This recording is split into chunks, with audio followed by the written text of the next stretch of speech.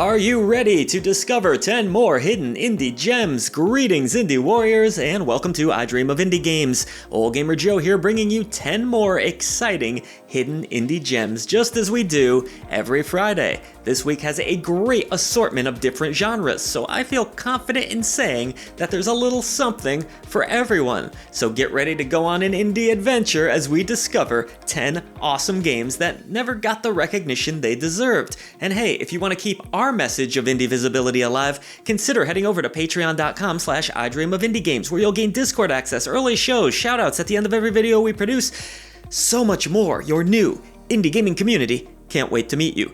Alright, before we get into all of those amazing indie releases, well, we've got one more indie to shout out from our wonderful indie sponsor. It's Nia Jewel Hunter. Fitting, seeing as we are hunting down hidden indie gems in this video. It's coming to us from by Pazuki Games. Just released this week, Nia Jewel Hunter will have you guiding Nia on an epic quest to get back to her home. This platformer will have you jumping and avoiding dangerous traps, solving tricky, ancient-themed puzzles, exploring mysterious ruins, discovering secrets, and more. Players will need to collect a variety of different artifacts through each level before ultimately activating an exit portal, getting one step closer to reality. You'll have a blast across its many levels, unlocking an endless slew of secrets. So just what are you waiting for? Use the link in our description box below and purchase Nia Jewel Hunter right now. Alright, you know what time it is now? It's on to the indies. Okay, first on our list, something short but sweet and kinda strange to begin our week. It's Crossroad OS, which was only able to gain a little over 200 reviews on Steam.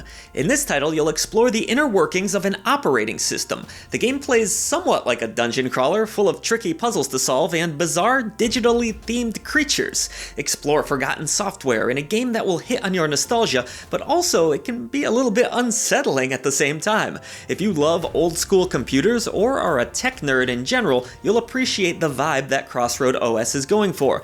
Those that did play the game really loved its clever design, fun and challenging puzzles, and themes of horror that were a bit unexpected in spots. Check it out if it speaks to you. It has a demo and the full game only costs $4.99. You know, I don't think I've ever included a snowboarding or skiing game on one of our hidden indie gems lists, but that's going to change today.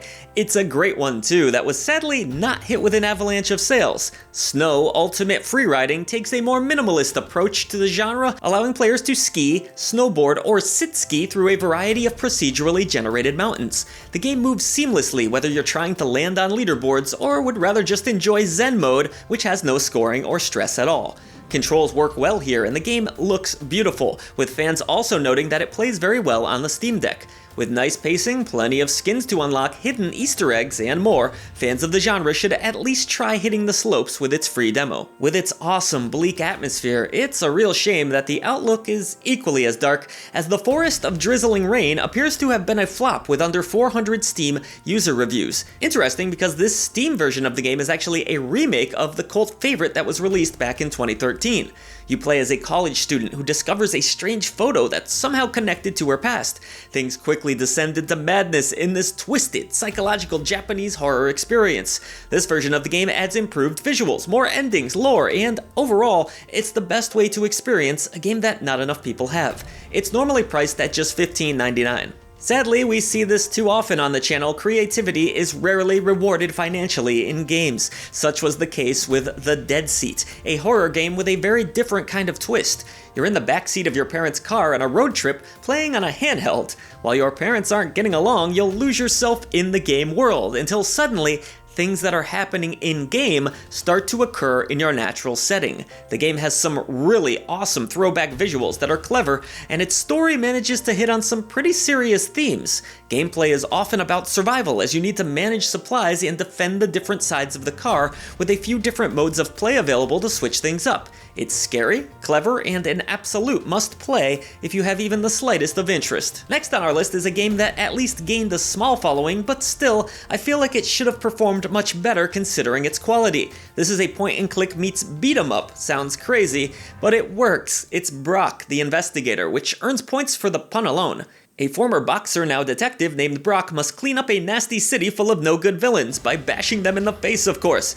But it's not all about brute force. The puzzles are clever, there's a good amount of dialogue, and it's all brought to life with a gorgeous early 90s animation style that pops off of the screen. The developer went all out too, featuring voice acting, different endings, accessibility options, and more. Of its 800 or so reviews, it has an overwhelmingly positive review score, and yes, it will work on the Steam Deck. Who doesn't love a plushie? They're cute, they're cuddly, they make you feel good. But sadly, not enough people enjoyed Plushie From the Sky, a silly action RPG that is surprisingly a whole lot of fun. You'll be controlling an adorable angel who uses a plushie to battle her foes. The power of cuteness. Don't let the adorable looks fool you though, this game features Souls-like combat and offers a pretty stiff challenge. You'll dodge, you'll parry, and battle massive bosses straight out of a Dark Souls game. While Souls isn't my usual jam, this one feels pretty damn good to play, and it's so out of left field that it's hard not to appreciate what it's going for. I just wish more people had. There's a demo if you'd like to give it a go. It's only $11.99. Let's go with a boss rush next, mixed with some bullet hell madness. Nowhere Patrol will have you fighting your way through a monster-infested castle, boss after boss after boss. They are tricky too, so your skills will once again be pushed to the limit.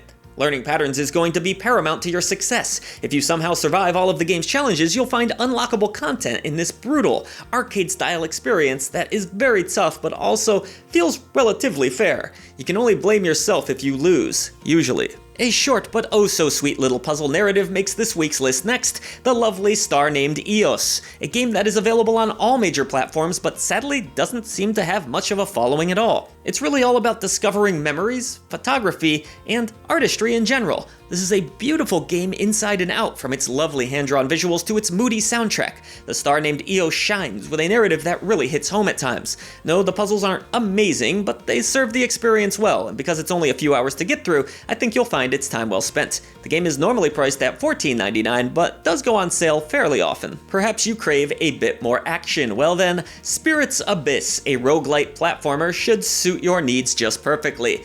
Tackle procedurally generated destructible areas, with the game offering 8 different modes and even mixing in card battling along with arena survival. Even better, the game can be enjoyed in co-op. There's tons of different clans and regions to explore, with many fans comparing it to titles such as Splunky and Dead Cells. If you crave non-stop carnage with a good amount of variety, you'll definitely want to grab this one. It's just $8.99, under 400 reviews too, that's a shame. And closing out our list is Micromages, a platformer that was developed for the NES, but can also be purchased digitally as a ROM.